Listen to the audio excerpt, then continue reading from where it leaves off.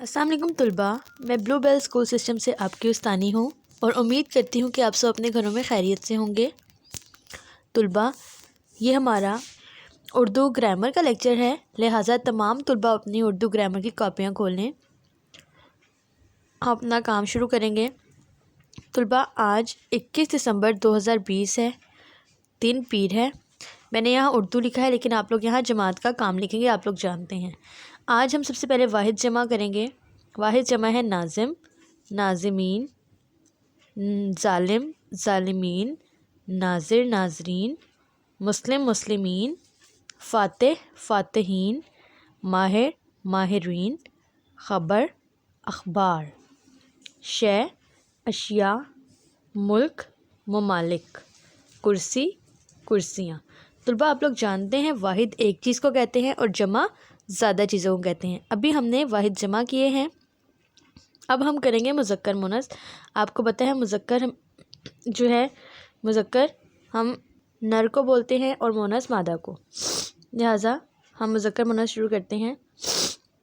یا اگر میں آپ کو انگلش میں بتاؤں تو میل ہوتا ہے مذکر اور فیمیل، عورت کو کہتے ہیں شوہر، بیوی، بھائی، بہن، شہزادہ، شہزادی، لڑکا، لڑکی، خالو، خالہ، بادشاہ، ملکہ، استاد، استانی، شاگرد، شاگردہ، دلہا، دلہن، گلوکار، گلوکارہ۔ طلباء، اب ہم مثبت اور منفی جملے کریں گے۔ اس کے لیے آپ اپنی کتاب کا صفحہ نمبر 55 جو ہے وہ کھول لیں۔ صفحہ نمبر 55 پہ آپ دیکھیں، یہاں لکھا ہوا ہے درج ذیل مثبت جملوں کو منفی جملوں میں تبدیل کریں۔ منفی کا مطلب آپ جانتے ہیں، منفی بولتے ہیں جس میں مثبت جملے وہ ہوتے ہیں جس میں اقرار کی کیفیت ہو، ٹھیک ہے، جس میں کسی بات کو ماننے کے لیے ہاں کی جائے، اور منفی جملے ہوتے ہیں جس میں انکار کی کیفیت ہو، جس میں نہ کی جائے، ٹھیک ہے، نہیں والے جملے۔